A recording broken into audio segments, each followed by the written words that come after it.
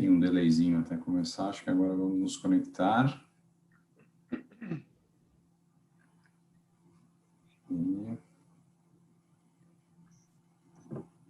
Estamos ao vivo, Botelho. Estamos ao vivo. Senhoras e senhores, sejam todos muito bem-vindos a mais um episódio do CEOcast. Hoje eu estou aqui com um colega muito importante, não só para a VDI, mas para o mundo corporativo de uma forma geral, que é o Botelho. Daqui a pouquinho ele vai se apresentar para a gente.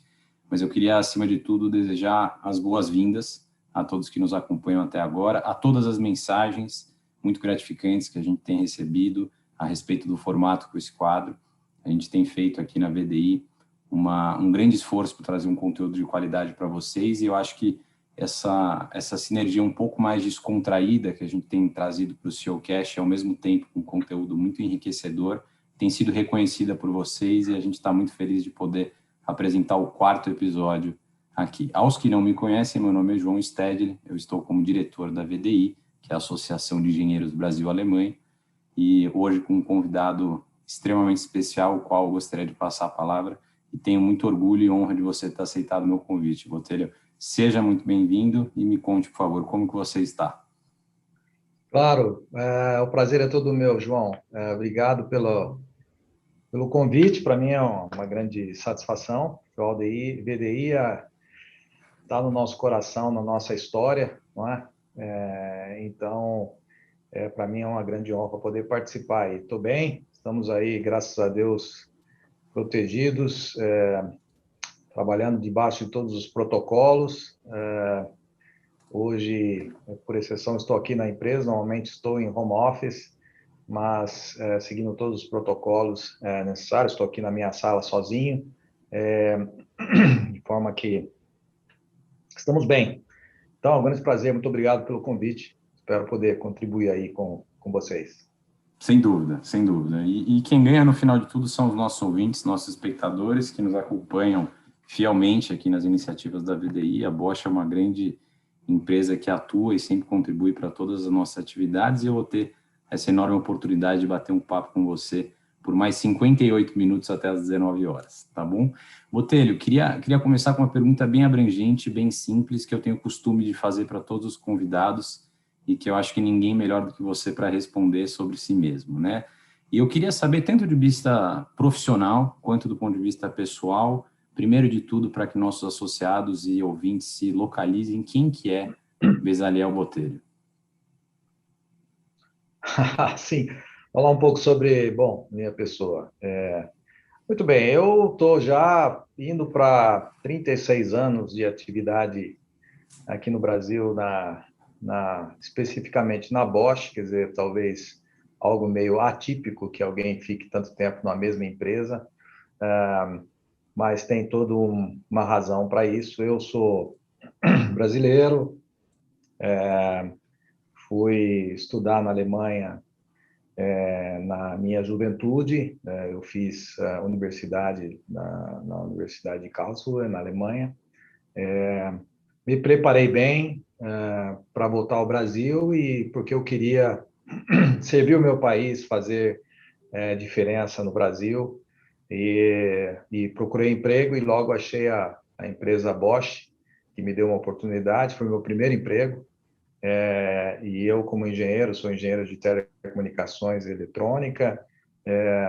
Foi o começo da abertura de mercado brasileiro. Nós estamos falando aqui dos anos 85, 86, e então eu fui convidado para trabalhar aqui na empresa e começar essa nova fase da eletrônica veicular, da injeção eletrônica, abertura de mercado, e com isso eu, como engenheiro, comecei na empresa ali. Estou já desde então, de 85, na empresa, fazendo carreira.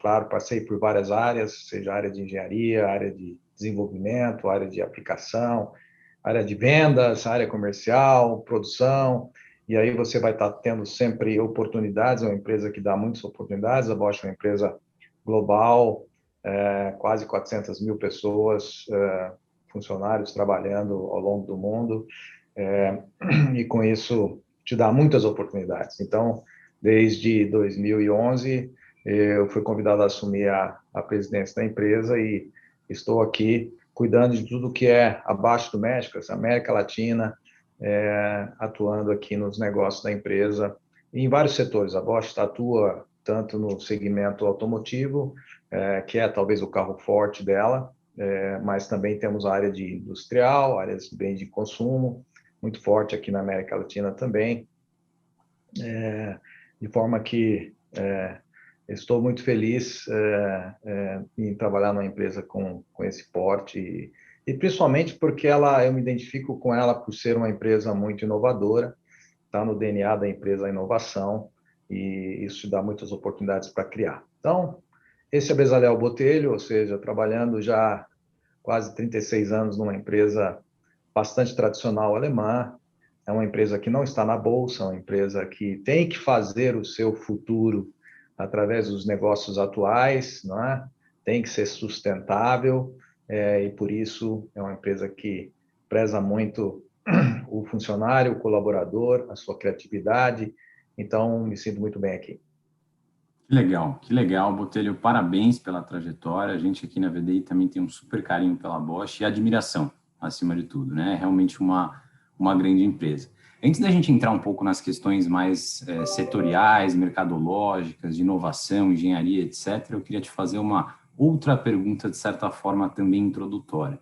Eu reparei aqui com os outros convidados do CEO Cash, alguns colegas seus, que ser CEO é, de certa forma, subjetivo, pelo menos a visão que as pessoas têm, me parece que são diferentes, né? Então, o que eu queria te perguntar, mesmo tendo em vista a sua humildade, a sua competência, você ocupa um cargo de destaque no mercado, né? É inegável isso, e eu gostaria de saber, na tua opinião, primeiro, como é ser CEO e, acima de tudo, como é ser CEO, em especial, da Bosch?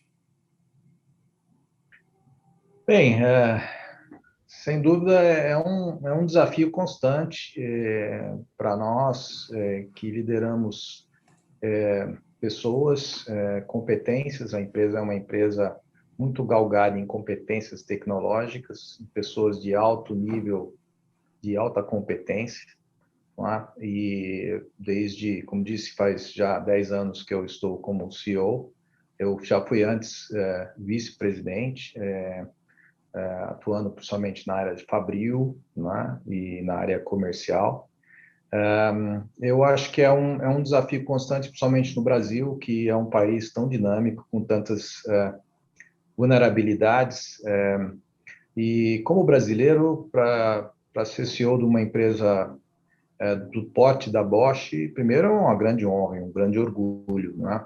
Eu nunca imaginei chegar a esse posto, para ser muito sincero, não foi uma coisa que eu busquei, ela foi acontecendo em função das atividades que fazíamos, da busca constante de tentar representar bem o Brasil a nível global.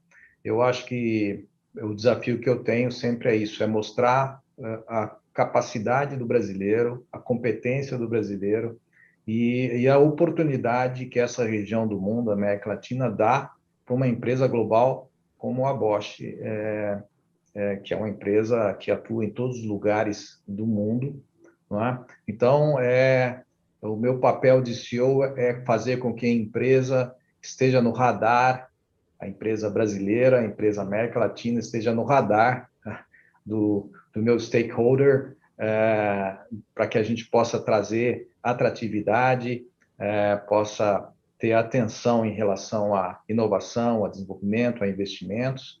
Isso não é fácil para um país que tem tantos, vamos dizer assim, tantos altos e baixos na política, na economia.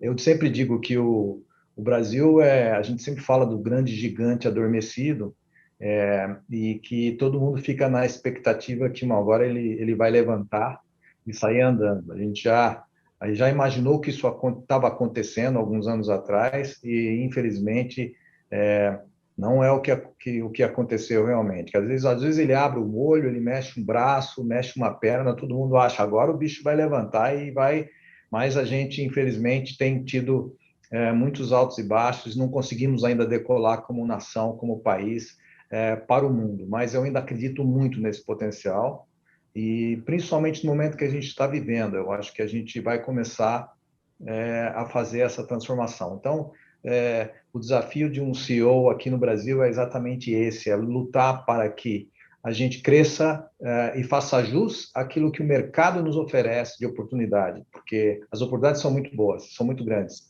Só que você precisa de investimento, você precisa de competências, você precisa de engenharia local, né? Você precisa de investimento na produção local, e esse é meu papel, fazer esse fomento acontecer para o grupo Bosch Mundial. Sensacional, Botelho. Gostei da tua definição e acho que é uma grande missão não só corporativa, mas de vida também, né? Inevitável que você seja responsável, querendo ou não, por uma série de colaboradores que dependem disso, né? E há toda uma cadeia de valor atrás disso, a qual a Bosch é responsável. Então, mais uma vez, parabéns pela sua trajetória e estou muito feliz de poder falar aqui com você. Agora, eu queria entrar um pouco mais numa questão mais setorial, em especial do mercado automotivo, né? Não é o único mercado que a Bosch atua, mas de uma maneira geral, pelo menos assim do público mais leigo, é um dos motivos pelos quais a Bosch é mais conhecida e líder de mercado. A gente viu muitas notícias ultimamente, né, e a respeito do mercado automotivo, de autopeças de uma maneira geral, e eu queria ouvir de você, na tua opinião, assim, o que você vê hoje, 2021, como um panorama geral do mercado automotivo e de autopeças, Botelho? Olha, já há alguns anos, o setor automotivo, e aí a gente tem que englobar tanto as montadoras, como também toda a cadeia de valor do setor automotivo, que passa pelos sistemistas e toda a cadeia de fornecedores, passa por um processo de transformação muito forte, né? Um processo de transformação, primeiro, pela necessidade tecnológica, né, de se transformar tecnologicamente, e também passa nesse processo de transformação, por um desafio enorme de queda de volume, de instabilidade de poder de compra do consumidor, passa por um processo de transformação da exigência do consumidor. O consumidor brasileiro hoje, ele tem uma relação com a mobilidade bem diferente que tinha há 20 anos atrás, há 10 anos atrás. Eu sempre falo isso, que nós estamos, os veículos que nós temos hoje rodando nas nossas ruas e as tecnologias que esses veículos têm são bem diferentes do que tínhamos há 7 anos atrás, né?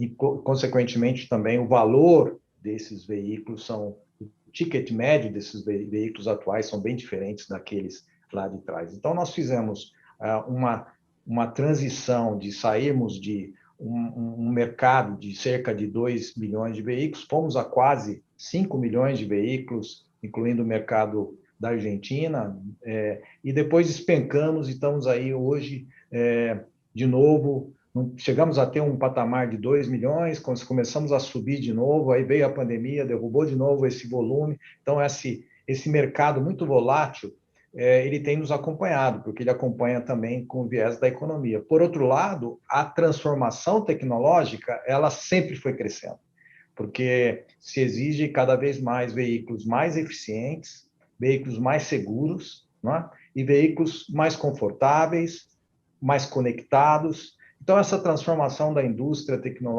automotiva tem acontecido muito forte, e independente da situação, vamos dizer assim, econômica, independente da economia, a gente tem buscado trazer tecnologias, então esse processo de transformação ele é muito bom, porque insere o mercado brasileiro e os veículos e a indústria como um todo, automotiva, no global. Ou seja, antigamente nós fazíamos algo só para nós, e hoje a gente consegue fazer tecnologia exportável, não é? Onde a gente começa a participar também daquilo que é global. E eu acho que 2021, para responder sua pergunta, nós estamos saindo de uma pandemia. Eu acho que é importante falar o que aconteceu em 2020. Eu sempre falo que a cadeia de suprimento de fornecedores são heróis, porque conseguiram sobreviver vários momentos difíceis do mercado, e nós conseguimos preservar esse setor de autopeças, Nós estávamos conversando hoje no Sindipes exatamente sobre isso. Nós conseguimos passar por essa tempestade e estamos aumentando a contratação no setor de autopeças. Quer dizer, não perdemos capacidade produtiva, não perdemos pessoas e estamos começando a aumentar cerca de 10% em relação a 2019, a nossa capacidade, a nossa força produtiva no setor de autopeças. Eu, como Bosch, fico muito feliz porque nós temos 10 mil funcionários aqui e eu consegui passar esse meu transatlântico Bosch por uma tempestade sem precedentes e conseguimos preservar o emprego. Graças, e aí eu tenho que realmente dizer isso, à medida provisória do governo, a rapidez que o governo colocou ferramentas para a indústria poder segurar o emprego, né? Nós pudemos trabalhar com ferramentas que até então eram impensáveis nesse país, que é a redução de jornada de trabalho, com redução de salário. Então, o pai de família preferiu se sacrificar, não é? Para garantir o seu emprego, com uma redução do seu salário para garantir o emprego e continuar depois a atividade. Quer dizer, hoje nós estamos de volta com toda a atividade, contratando de novo, aumentando a nossa capacidade produtiva, apesar de uma pandemia tão difícil. Então, 2020, nós conseguimos superar, eu diria até relativamente muito bem, graças ao sacrifício dos colaboradores e à disposição da empresa de enfrentar a crise com as ferramentas que nós tínhamos na mão, que sem dúvida veio com o apoio forte do governo. Se nós não tivéssemos tido a medida provisória que viabilizava essas flexibilizações, nós com certeza teríamos tido muitos mais problemas com demissões e não teríamos retomado como retomamos. 2021 me parece ser um ano também bom para a indústria. Nós estamos, apesar da pandemia, conseguindo conviver com ela, conseguindo com todos os protocolos produzir, né? Criou-se novas demandas para o mercado com toda a transformação da digitalização, quer dizer, o e-commerce trouxe novas oportunidades de negócio, todo o processo de commodities, de valorização dos commodities que o Brasil está tendo, né, principalmente voltado ao agronegócio, mineração, e com o câmbio também favorável à exportação, colocou o Brasil de novo num patamar econômico bem melhor. Então, nós estamos com uma expectativa esse ano de crescimento, retomada da produção industrial automotiva, com alguns percalços. Você sabe que nós estamos com um problema global hoje de semicondutores, de eletrônica, não é? Que talvez podemos falar um pouquinho depois sobre isso. Apesar disso, eu acho que a indústria vai indo muito bem em 2021 e vai fechar o ano de uma forma positiva em relação a 2020. Sensacional, Botelho, muito bom ouvir isso de você. A gente vive um momento delicado, sem dúvida alguma. Eu tenho comigo mesmo um mantra, uma frase muito forte, que é encontrar oportunidade em meio à adversidade, né? E eu acho que, sem dúvida alguma, foi isso que a Bosch fez e vem fazendo há tantos anos. E você, com esse otimismo, sem dúvida alguma, faz com que a gente também tenha esperança, né? Então, fico muito feliz de ouvir isso de você. Eu não queria puxar muito para o lado negativo, mas eu ouvi tanto isso nas notícias, e não sou, de fato, nenhum especialista no mercado automotivo, mas aconteceu uma certa escassez de chips, de semicondutores, que movimentou a cadeia como um todo de uma maneira, de certa forma, negativa, né? E minha pergunta para você é: o Brasil, especialmente nessa questão de semicondutores, tem capacidade para produzir esses semicondutores? Então, essa pergunta muitos têm me feito. Eu conheço todo esse segmento da parte da eletrônica. Eu vi a eletrônica começar a entrar no Brasil, não só no setor automotivo, mas também no setor de bens de consumo, entretenimento. Ao longo desses últimos 30 anos, nós fomos sempre importadores de tecnologia eletrônica, não é? O Brasil, em um determinado momento, perdeu o bonde, porque ele era um mercado fechado, é um mercado de que não viabilizava, não era atrativo para investimentos nesta área principalmente de chips. Então, esse bonde, ele passou, os investimentos são altíssimos, o que você quer para fazer determinados microcontroladores, microprocessadores são feitos hoje em grandes, com clientes em centros mais na Ásia, na Europa e nos Estados Unidos. São investimentos altíssimos, não é? E eu diria que a indústria automobilística, ela é cerca de 12, 13% dessa demanda mundial.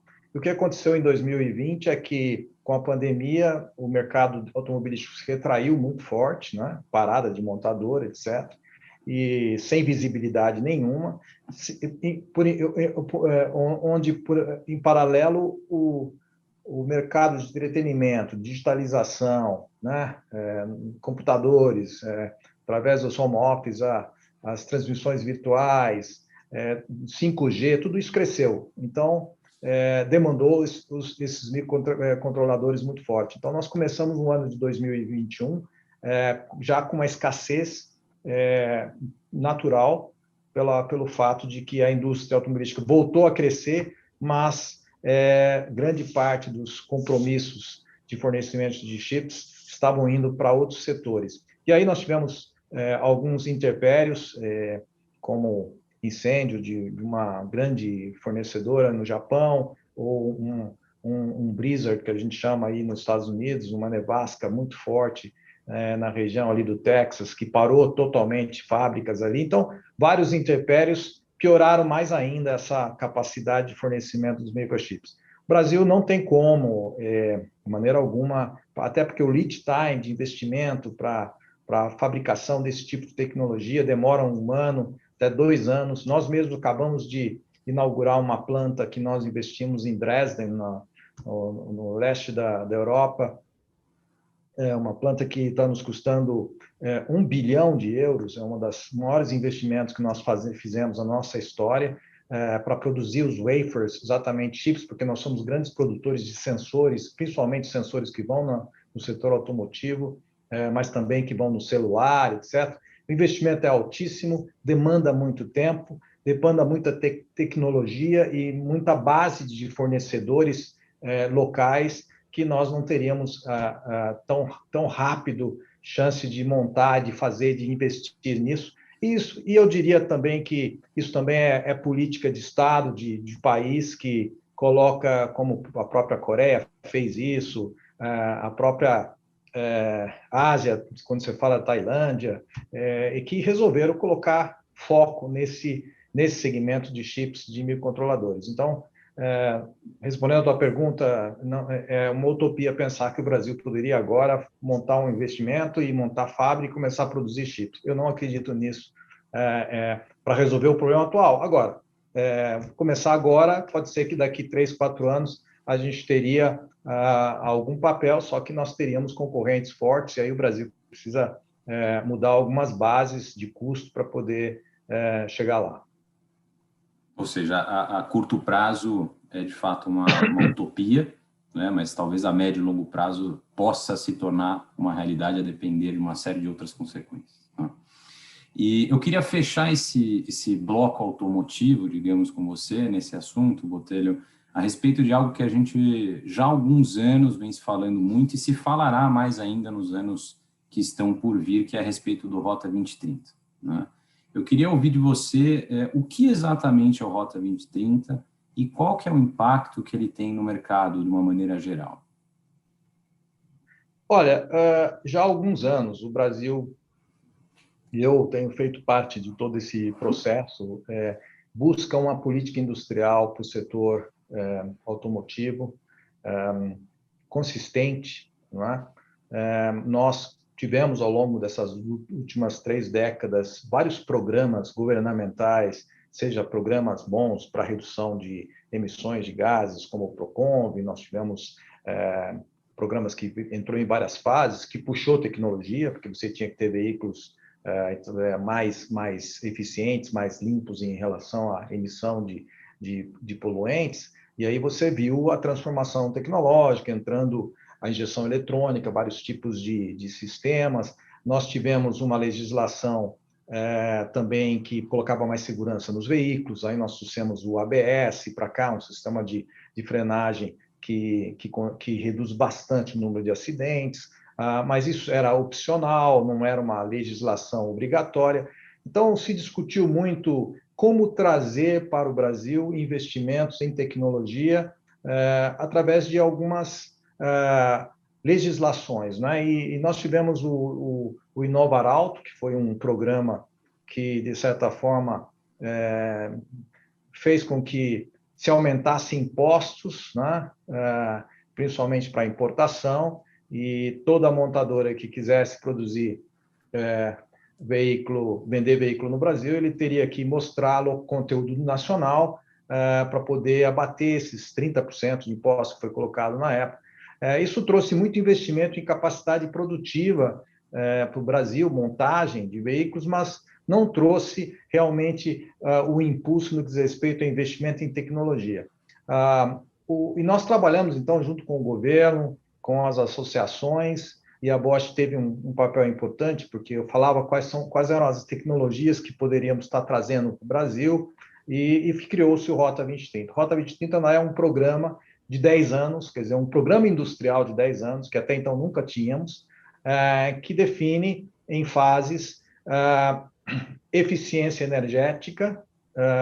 Os veículos precisam ter motores mais eficientes energeticamente, com menos consumo de combustível, ou seja, com redução de CO2, e aí isso puxa várias tecnologias.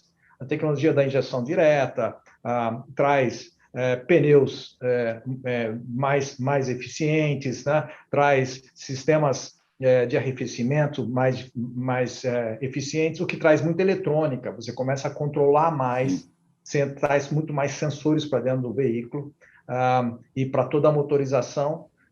E aí, é claro, entra o tema do Renova Bio, dos combustíveis renováveis, do etanol. Ele começa a tomar um papel muito forte, porque o etanol traz esse plus muito grande no que diz respeito à pegada de carbono. E o Rota 2030 também trouxe a eficiência no que diz respeito à segurança veicular, né? Aí nós conseguimos definir dentro de uma legislação um veículo muito mais seguro, né? Onde o sistema de estabilização é obrigatório a partir de uma certa data. Então, todos os veículos terão que ter esse sistema de estabilização que evita que o veículo se desgoverne em situações críticas de dirigibilidade. Nós trouxemos também mais proteções laterais, mais proteções de impacto, e com isso, toda essa rota que a gente chama de tecnologia, que vai até 2030, vai trazer veículos mais eficientes e mais seguros dentro de um roadmap que é viável o investimento e que possa caber no bolso do consumidor, porque não adianta nada você fazer tecnologia que não cabe no bolso do consumidor. Eu acho que é um programa extremamente positivo para a indústria automobilística, traz oportunidades de investimento, e isso roda em paralelo com o que o mundo está fazendo, né? O mundo, você sabe que está indo cada vez mais para o veículo elétrico, né? Está indo para transformações no que diz respeito ao veículo autônomo, né? São tecnologias, de certa forma, complementares, outras disruptivas, como a gente fala. O veículo virou um veículo mais conectado, e com isso ele passa a ser parte da internet, um agente da internet, onde ele anda nas ruas captando sinais, informações, jogando isso em nuvens, que podem ser tanto usadas para serviços, né, onde o consumidor tem a oportunidade de ter serviços durante a mobilidade, seja de manutenção, seja de entretenimento, ou seja, o veículo, a gente fala, passa a ser o segundo sofá da sala, onde você não só está na mobilidade A e B. Agora, isso é pensar um pouco só no transporte individual, mas tem todo o transporte coletivo, transporte urbano, a mobilidade urbana extremamente importante, também sendo transformada, mobilidade de carga, não é? Transporte de carga, tudo isso, nós estamos nesse processo de transformação. Então, o Rota 2030, ele coloca um pouquinho de ordem para o Brasil, nessa sistemática, nessa evolução tecnológica, e nos prepara para estar um pouco mais inserido no mundo global de tecnologia no que diz respeito à eficiência energética, principalmente, redução de CO2, e também de segurança veicular. Bacana, bacana, Botelho. E toda essa transformação, seja ela incremental, seja ela disruptiva, como você mesmo mencionou, reflete diretamente no tema sustentabilidade como uma maneira geral, né? O Brasil é uma referência global no que se diz respeito a etanol. A gente tem toda uma questão de mobilidade elétrica que, quando a gente fala, é praticamente impossível não pensar na Bosch. A gente tem chegando muito forte agora, inclusive declarado diversas vezes pela Alemanha, toda a questão do hidrogênio verde. E tudo isso que você está me falando, eu queria que, se possível, você conseguisse passar para o nosso público uma aprofundação um pouquinho maior nesse tema. E, para isso, minha pergunta para você é: como que você vê, na tua visão e da Bosch, todo esse cenário de eletrificação que a gente está passando e de combustíveis renováveis também? Não, esse sem dúvida é um tema atual que que me interessa bastante, porque eu acho que nós podemos fazer um pouco de diferença no mundo pela primeira vez. Nós sempre fomos, vamos dizer assim, tirando o tema do etanol, no que a gente pôde inovar, eu fiz parte da inovação do Flex Fuel, trazido os veículos bicombustíveis, e nós fizemos isso na época por uma necessidade econômica, muito menos voltada à sustentabilidade. Hoje nós descobrimos que nós estamos sentados em uma mina de ouro que se chama etanol, na minha opinião, que hoje o mundo todo gostaria de ter e não tem. O veículo elétrico, a gente sabe que a energia elétrica não vem da tomada, ela vem de algum lugar. Essa capacidade de usar energia renovável do Brasil é única. Nós temos cerca de 80% da nossa energia elétrica vem de fontes renováveis. O mundo não tem isso. Com isso, o etanol ele faz parte desse contexto. Você sabe que nós temos um monte de tecnologia voltados à motorização, né? E nós acreditamos que nos próximos 10 anos, por isso que eu creio que o Rota 2030 nos ajuda nisso, nós vamos ter que usar todas as alternativas que nós temos, seja no combustível, o diesel, o biodiesel, seja no etanol, no gás natural, tem várias propulsões que vão ser solução, vão ter seu espaço, e porque nós precisamos reduzir a pegada de carbono, nós vamos reduzir a emissão de CO2. E o fato de nós usarmos fontes renováveis de energia elétrica nos dá uma oportunidade única, que é uma tese que eu defendo já há algum tempo, que é entrarmos no desenvolvimento da geração de hidrogênio via a biomassa, via o etanol, né? Onde eu uso o etanol através de conformadores para gerar hidrogênio, que, sem dúvida, é o combustível, vamos dizer assim, que vai fazer os motores elétricos rodarem no futuro. Isso vai ser um processo que a Europa está investindo bastante, nós estamos investindo bastante na célula de combustível, só que isso tem um tempo que nós estamos falando aqui 2030, 2035, onde essa tecnologia de célula de combustível vai tomar um papel diferente, bem mais importante no carro elétrico do que as baterias, não é? Então, é uma oportunidade da gente estar, nesse momento, atuando com nossos centros de pesquisa, com os nossos especialistas, com as empresas, fazendo parcerias com a Europa, fazendo parcerias no centro de desenvolvimento, para que o etanol seja realmente usado como base para a geração de energia. A Europa hoje usa a energia do vento, né, a eólica, usa o solar como base disso, e também usando, inclusive, o gás natural como geração de energia. Nós achamos que nós temos algo que o mundo não tem, que é o etanol. Nós podemos até exportar essa tecnologia da célula de combustível se nós começarmos a atuar agora. Então, o bonde do hidrogênio está passando agora e nós precisamos pegar ele. Essa é a minha tese. Nós não conseguimos pegar o bonde do carro elétrico, da bateria. Esse bonde passou, isso está sendo feito em outros lugares, investimentos altíssimos, baterias, o desenvolvimento de bateria altíssimo, países colocaram muito dinheiro nisso, subsidiaram isso, o carro elétrico. O carro elétrico é subsidiado no mundo, porém, a energia que carrega as baterias, ela não é renovável, na maioria desses países. Então, a preocupação deles agora é ter essa energia renovável de algum lugar. Então, nós estamos sentados numa infraestrutura fantástica de produção de etanol, onde nós temos um tema socioeconômico importante, mais de 3 milhões de pessoas vivem do etanol, da produção do etanol na sua cadeia, e nós temos muito ainda a desenvolver no uso do etanol segunda geração, como também do próprio biodiesel. Nós temos muito espaço e muita demanda tecnológica de pesquisa, e nós poderíamos, com recursos que, na minha opinião, o governo federal está colocando, inclusive através do Rota 2030, nós temos as PPPs aí que poderiam nos ajudar a fazer esse desenvolvimento.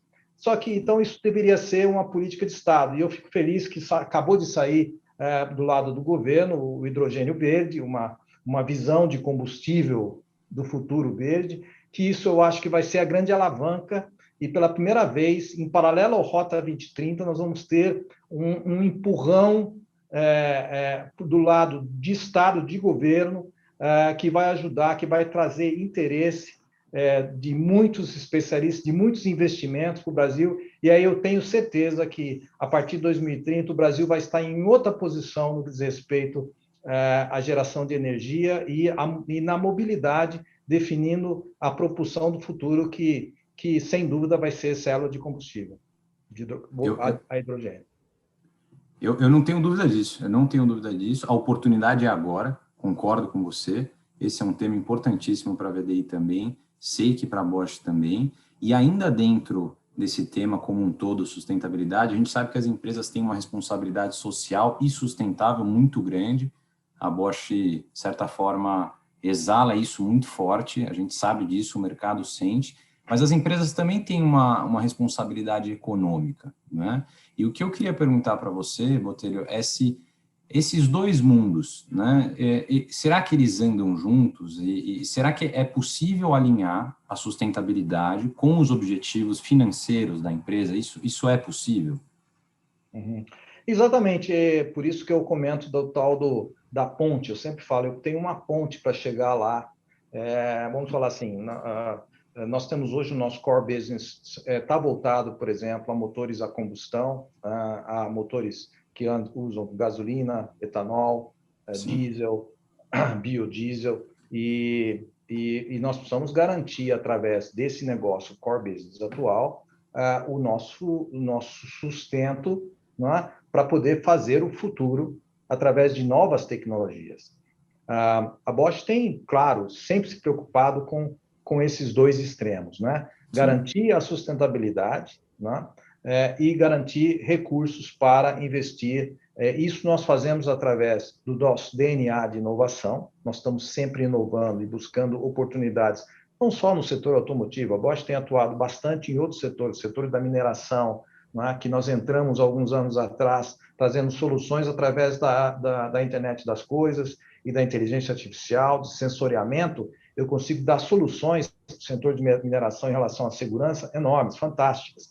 Do mesmo lado, nós entramos no agronegócio, na agropecuária, onde nós conseguimos melhorar a eficiência tanto do sistema de engorda do gado, como também do sistema de plantio dos grãos, da soja, do milho, através da internet das coisas. Temos vários sistemas sendo introduzidos no mercado com essa capilaridade da digitalização que nos viabiliza. Aí nós vamos ter mais a transmissão 5G, que vai nos ajudar mais ainda, vai aumentar mais ainda a eficiência, menos latência. Então, eu vejo assim que é possível você fazer os dois, desde que você tenha uma capacidade de inovação forte, que você tenha foco em inovação para poder gerar novas oportunidades e consiga manter aquilo que é seu. Então, é claro que se eu tivesse uma disrupção enorme da noite para o dia no mercado brasileiro, que, por exemplo, só pudesse ter carro elétrico, que é o que está acontecendo na Europa, né? Que eu acho um absurdo, quer dizer, querer matar a tecnologia, falar, não pode ter mais motor a combustão. Não é por aí. Você tem que dizer, olha, eu tenho emissões ou eficiência energética que você pode usar qualquer tecnologia, desde que você atinja os seus limites. Então, tem que ser... A tecnologia é dada pela necessidade de você reduzir CO2. E existe muito potencial ainda no motor a combustão para você reduzir CO2 e ser eficiente, porque nós sabemos, principalmente quando você compara com o carro elétrico, a bateria, que, como disse, a energia nem sempre ela é renovável. Então, nós temos que olhar o todo, desde a Sim. fonte da geração da energia até a roda do veículo, e a gente já fala assim, até o final de vida do veículo, não é? Porque tem todo o processo de reciclagem. E, João, eu tenho uma opinião também que eu acho que é isso que o Brasil também está galgando agora, eu acho muito bacana, que é trabalhar no combustível sintético, nos combustíveis renováveis, porque você tem uma frota mundial hoje de 1,2 bilhões de veículos rodando. Você imagina se a gente conseguisse colocar um combustível verde, colocasse mais etanol nesse combustível, nessa frota circulante, você automaticamente reduz o CO2. Né? Você começa. Então, em vez de eu ficar esperando 10 anos até uma tecnologia nova vir, entrar em produção, e para começar a fazer efeito no CO2 lá na frente, com quantidades pequenas até crescer, eu posso já fazendo renovação da frota, eliminando a poluição atual do mercado circulante, tirando veículos que não poderiam mais estar rodando por questões de segurança, etc. Essa renovação da frota ela pode ter um efeito muito mais forte na redução do CO2 do que as novas tecnologias, pelo menos no que diz respeito à velocidade, a tempo, né? A agilidade das medidas que nós vamos precisar. Então, é mais ou menos essa a minha visão. É possível você fazer os dois, é possível você trabalhar no sustentável e garantir o futuro. E você comentou, não só ao longo dessa resposta, mas de todas as outras que a gente vem falando e comentando, Botelho, muito sobre inovação, né? Acho que ficou bem claro que está no DNA da Bosch e que é, de certa forma, também o tema, talvez o tema da década passada e que pretende se perpetuar por muito mais anos, né? Não acho que é findável. E essa inovação como um todo, é praticamente inevitável se falar de inovação sem mencionar a indústria 4.0. Né? E por mais que você tenha mencionado o agro, a mineração, todos os outros setores que a Bosch também está muito forte, eu queria voltar lá um pouquinho para o começo da nossa conversa a respeito do automotivo, antes da gente passar para o nosso próximo bloco de perguntas, e focando na indústria 4.0. Queria entender com você, Botelho, qual que é o impacto que a indústria 4.0 tem no setor automotivo, de autopeças, e qual que é a sua visão sobre esse tema de uma maneira geral, né? Você comentou bastante sobre ele, eu queria que você explorasse um pouco mais. Sem dúvida, na manufatura, a digitalização e a eletrônica traz uma série de oportunidades para melhorar a produtividade, a redução de perdas, não é? Quando você usa a internet das coisas, que nada mais é do que você fazer com que as coisas se comuniquem, e aí quando você vai para um chão de fábrica, você, através de sensoriamento, de máquinas interconectadas à internet, jogadas numa nuvem, você usando inteligência artificial, você busca o ótimo daquela produção, daquela interconexão.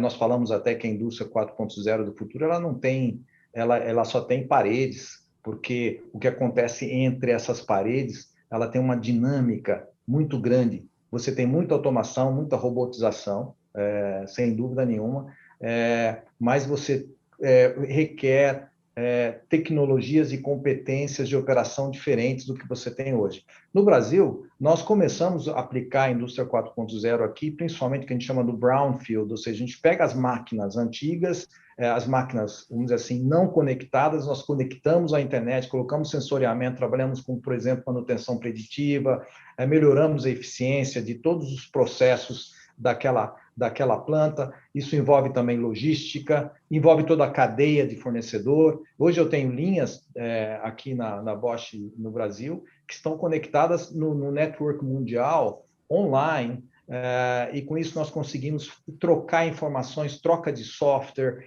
tudo em tempo real. Isso é a indústria 4.0. Estamos ainda gatinhando, eu diria, que eu acho que, porque se você novos investimentos é fácil fazer. Você traz as máquinas já das mais inteligentes possível, mas nós não podemos trocar todo o nosso parque fabril. Então, é um processo que muitas empresas estão fazendo, nós também estamos fazendo. Nós somos não só usuários da internet, da indústria 4.0, ou seja, nós temos a expertise, porque a Bosch sempre foi uma empresa que tem expertise de produção em massa, né? Com alta produtividade. Então, nós estamos usando isso, mas também nós estamos oferecendo ao mercado soluções soluções e vemos isso como oportunidade também de negócio, a indústria 4.0. Muito legal, Botelho, muito bacana. E indústria 4.0, como disse, de fato é um tema da década e acho muito bacana que a Bosch esteja totalmente engajada com toda a iniciativa, né? E eu queria passar para um próximo tópico, Botelho, a respeito de engenharia, né? A gente ouve falar muito, principalmente dos países de primeiro mundo, vamos pegar a Alemanha como exemplo. Eles são, de fato, muito avançados no tema e globalmente conhecidos por isso, né? E sua eficiência no que diz respeito à engenharia, tecnologia, inovação e etc. Mas eu queria falar do Brasil, né? E minha pergunta para você é, o Brasil hoje tem um bom nível de engenharia, Botelho? Olha, assim, até colocando meu chapéu aqui de presidente da AEA, que é a Associação de Engenharia Automotiva, que eu conheço bem a comunidade de engenharia. Eu sou engenheiro, conheço muito bem essa comunidade e acompanhei muito bem desde o começo o processo de crescimento de centros tecnológicos de engenharia na área automotiva aqui no Brasil. E nós trouxemos nas últimas, eu diria, 2 décadas, muita competência tecnológica, criamos competência tecnológica dentro das universidades, trouxemos as universidades mais próximas da indústria, justamente para agregar conhecimento e preparar os jovens engenheiros. E eu diria que hoje nós fazemos diferença, em vários momentos fazemos diferença no mundo. Nós temos grandes engenheiros que estão atuando em várias partes do mundo, com liderança, graças à capacidade de inovação, flexibilização, de criatividade que tem o engenheiro brasileiro. O engenheiro brasileiro não deixa nada a desejar a ninguém do MIT, dos Estados Unidos, mesmo da China, do Japão. Nós temos competência e capacidade, e eu acho que nós temos um engagement, como a gente fala, como é que eu nem sei, fugiu até a palavra, mas engajamento muito forte com a causa, com o propósito, e isso faz a diferença. Então, o que, claro, desmotiva o jovem engenheiro, às vezes, são esses altos e baixos, né, de oportunidades, e aí muitos vão para fora. O mundo ficou global. Hoje, com a pandemia, a gente aprendeu que dá para fazer engenharia onde você estiver, você não precisa mais se locomover para qualquer lugar. Então, nós na EAC, que é uma associação tão importante, onde eu digo que ali nós congregamos toda a inteligência da engenharia brasileira. É impressionante, porque todas as empresas que fazem engenharia, que fazem inovação, estão ali, e nós temos grupos de trabalho atuando em vários segmentos tecnológicos, né? Seja na parte de combustível, seja na parte das tecnologias do futuro de powertrain, seja na parte de materiais, seja na parte de manufatura. Então, os engenheiros são muito competentes. Então, eu sou muito convencido de que engenheiro brasileiro não deixa nada a desejar perante o mundo. O que às vezes falta são os recursos, não é? que eu acho que é natural, e também sair no radar, né? Aparecer no radar global. E no tema etanol, nós fomos pioneiros e nós demos show. Só que ficou para o mercado brasileiro. Agora nós temos a oportunidade de fazer a diferença global. Por isso que eu me empolgo tanto quando eu falo de etanol segunda geração e oportunidades na geração de hidrogênio, porque aí eu posso fazer diferença global. E aí eu vou criar um mercado bem maior para os meus engenheiros, para os nossos engenheiros a nível global. Sensacional. Tanto é que a gente vê engenheiros em posições de destaque em países de primeiro mundo há anos, né? Então, eu concordo com você e pela VDI tenho a firmeza de dizer que o nível de engenharia do Brasil é de fato muito bom. Botelho, queria te perguntar uma coisa, também tentando não de forma alguma puxar para o lado negativo. Você falou que a Bosch enfrentou a pandemia com seus, na América Latina, quase 10 mil colaboradores, que você nos comentou, de maneira impecável, né, eu diria. Por um outro lado, a gente tem visto muito, e digo isso com dor no coração mesmo, um certo processo de desindustrialização do Brasil, né? Esse é uma forma de se ver esse cenário. E o que eu queria ouvir de você é todas essas notícias que a gente vê e acompanha nos jornais, na internet, etc., a respeito de todo esse processo de desindustrialização. Isso é real? É preocupante? Como que você vê essa situação como um todo, Botelho? Olha, eu tenho uma opinião diferente. Eu não acho que nós estamos num processo de desindustrialização, muito pelo contrário. Nós estamos num processo de transformação e começamos agora num processo de reindustrialização muito forte, perante as tecnologias que eu acabei de te falar, pela necessidade da indústria 4.0, pelas necessidades globais de eficiência energética, atuando em vários segmentos, pela necessidade de redução de CO2, pegada de carbono. Isso cria uma reindustrialização, a criação de materiais mais leves. Nós temos conversado na nossa cadeia produtiva, é impressionante a quantidade de oportunidades, e nós temos hoje uma indústria, principalmente de autopeças, preparada para fazer esse turnaround. Nós estamos com o governo atual fazendo umas mudanças importantíssimas, que sempre foi difícil para a nossa indústria. Eu acho que a desindustrialização ela estava ocorrendo, isso é verdade, porque nós estávamos sem condições competitivas, nós não tínhamos como competir com o mundo. Mas as últimas mudanças que estão acontecendo estão trazendo um alento diferente. Nós temos várias mudanças, começando lá com a Previdência, nós estamos discutindo a reforma tributária, que parece que vai sair, foi muito atrapalhada pela pandemia. Nós temos uma visão diferente no respeito a combustível, a energia. Isso tudo tá dando um otimismo maior para a indústria. Como empresa nacional, é muito importante essa mensagem que nós estamos recebendo. A indústria deve crescer muito este ano. Nós estamos falando de mais de 4% que a indústria cresce esse ano. Isso é bom sinal para nós.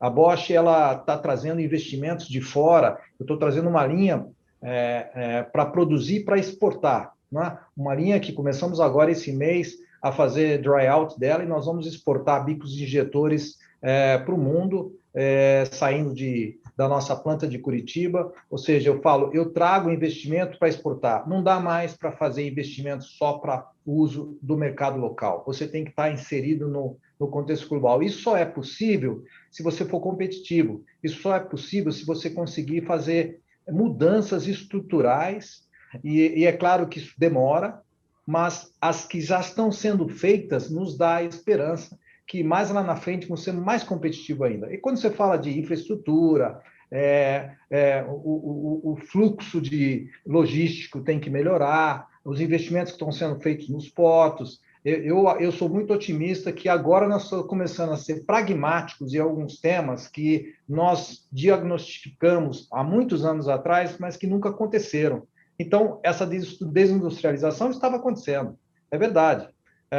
Agora, nós estamos numa fase de recomeçar, fazer um início novo com a indústria. E eu sinto um ambiente muito positivo no nosso ambiente, principalmente sim, de peças, um ambiente positivo no que diz respeito a esse novo futuro que está mostrando para nós. Então, eu sou muito mais, não é desindustrialização, é transformação e se preparar para um mercado novo, global, inserido no mercado global, que é muito mais importante. A gente, para isso, precisa ser competitivo. Vamos reduzir impostos, nós temos que resolver os nossos temas estruturais. Eu acho que a gente está devagarzinho indo para esse caminho, viu, João? Estou muito confiante nisso.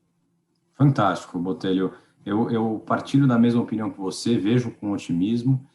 A sua fala nos dá esperança, né? E tenho certeza que eu falo isso representando também quem nos ouve. E a esperança move o mundo, né? Então, é muito bacana ouvir isso de você, que ocupa uma posição tão importante nesse cenário como um todo. Agora, falando de Sindipeças, falando de a cadeia de valor toda que compõe todo o ecossistema Bosch, né? Encaminhando já para os nossos 5 minutos finais, eu queria te fazer minha penúltima pergunta, Botelho.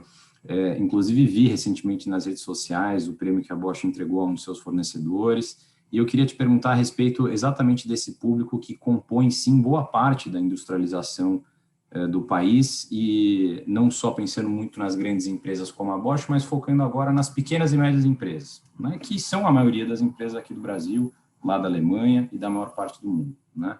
Como que você enxerga, Botelho, o atual cenário da pequena e média empresa no Brasil? É uma boa pergunta. Nós lá no Sindipeças, né, nós temos trabalhado muito forte com esse foco e eu sempre digo, as pequenas e médias empresas, as PMEs, como a gente chama, são verdadeiros Sim. heróis, né? Eles sobreviveram, as que existem hoje sobreviveram, muitas ficaram pelo caminho, que simplesmente não perceberam a transformação que eu acabei de mencionar, que estava acontecendo, não conseguiram, mesmo percebendo, sobreviver às dificuldades de queda de volume muito forte, né? De aumentos de custos muito forte, seja de matéria-prima, seja em função da própria moeda, da desvalorização do real frente ao dólar. Mas hoje, como eu te disse, hoje nós estamos exatamente discutindo isso hoje de manhã no Sindipeças, nós estamos vendo um crescimento do emprego, não é? Um crescimento, uma retomada do setor de autopeças.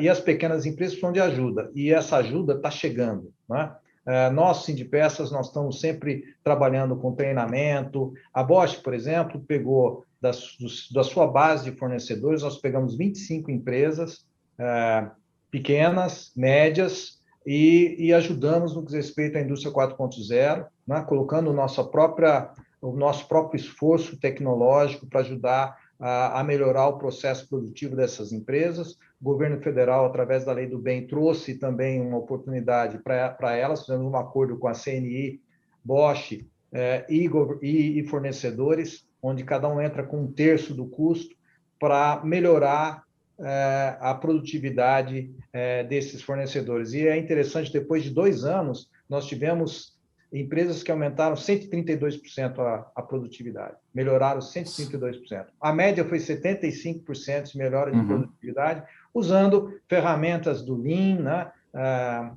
Usando sensoriamento através da indústria 4.0, e conseguimos melhorar muito o processo produtivo, e também tivemos um olhar para a área financeira da empresa também, né? Tentando fazer com que ela fosse sustentável, que a melhoria fosse sustentável. E nós tivemos muito bons exemplos. Então, eu acho que este momento difícil que nós passamos nesses últimos 5 anos, eu acho que o pior já passou. Nós estamos numa fase onde temos oportunidades, temos um mercado crescente, temos uma política industrial definida, principalmente para o setor.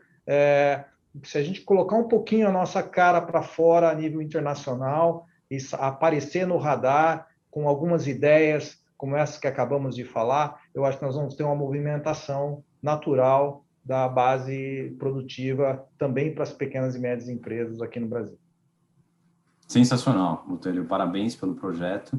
E queria te fazer a última pergunta nesses nossos 2 últimos minutos, tá?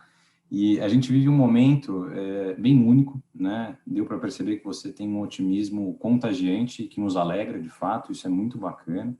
Mas, de qualquer forma, a gente tem um cenário bem conturbado do ponto de vista econômico, de saúde, você comentou lá no início de instabilidade jurídica e por aí em diante. O que eu queria saber de você, como última pergunta do seu cast de hoje, é: o que a gente pode esperar desse cenário de incertezas, Botelho? Olha, eu até acho que nós estamos começando o que aconteceu há uns 2 anos atrás, a nos desconectar, 3 anos atrás, nos desconectar da política. A economia está começando a andar desconectada da política. Eu acho que o que está acontecendo politicamente hoje no país é uma pena, porque estão todos remando, alguns remando a favor, mas a maioria querendo remar contra a evolução nacional do país, por razões ideológicas. Eu acho triste ver isso. Eu acho que nós devíamos ser todos brasileiros e estar juntos, buscando, pelo menos olhando o que está andando bem, fazendo o que está andando bem, pegar mais velocidade e andar mais para frente. Claro que nós vamos ter um momento difícil ano que vem, eleição, e entra todo um aspecto político, mas eu gostaria muito de conseguir manter esse status quo no que diz respeito à evolução da indústria, né? As regras da indústria, independente do que teremos de governo, mas o país precisa andar para frente independente da política. E eu acho que a gente tem uma oportunidade única agora de ir por esse caminho. Eu estou muito confiante, eu acho que o Brasil precisa de uma base jurídica sólida, que realmente está meio capenga atualmente. Nós precisamos resgatar os valores, nós não podemos deixar os nossos jovens sem valores, viver sem valores, nós temos que resgatar a ética, valores, para poder ser respeitados internacionalmente. Se nós não tivermos isso como nação, nós nunca vamos ser levados a sério. Então, eu acho que esse é o nosso desafio, essa instabilidade, essa insegurança, ela pode ser realmente resolvida onde nós todos remamos para frente, no mesmo direção de fazer o Brasil crescer, resgatando valores, resgatando realmente a sociedade, ajudando na distribuição que é tão perversa no Brasil, né? Nós precisamos de generosidade, nós precisamos de solidariedade como comunidade, pensar em espírito muito mais de comunidade do que individual. A gente sabe que o brasileiro tem um pouco essa característica de levar vantagem em tudo. Isso tem que ser terminado. Nós precisamos olhar para frente juntos e buscar um Brasil melhor. Eu acho que o brasileiro tem toda essa capacidade, essa criatividade. Só precisamos ter esse norte juntos para caminhar. Sensacional, Botelho. E eu acho que com essa aula, com esse cenário de otimismo, com esse cenário de esperança que a gente encerra o CEOcast de hoje, nossa 4ª edição. Botelho, eu queria te agradecer em nome da VDI, da Associação de Engenheiros Brasil-Alemanha, pela incrível participação, pela atenção que você sempre tem conosco, pelo seu posicionamento a respeito de todas as iniciativas que a gente contou aqui hoje, foi fantástico. E eu queria de coração te agradecer em nome da VDI e te passar a última palavra, caso você tenha alguma consideração final antes da gente fechar a nossa live. Não, muito obrigado, João. Parabéns pela tua iniciativa aí. Sucesso para as próximas CEOcast. Acho que é uma oportunidade excelente, uma boa iniciativa. Muito obrigado a todos vocês aí pela oportunidade que nos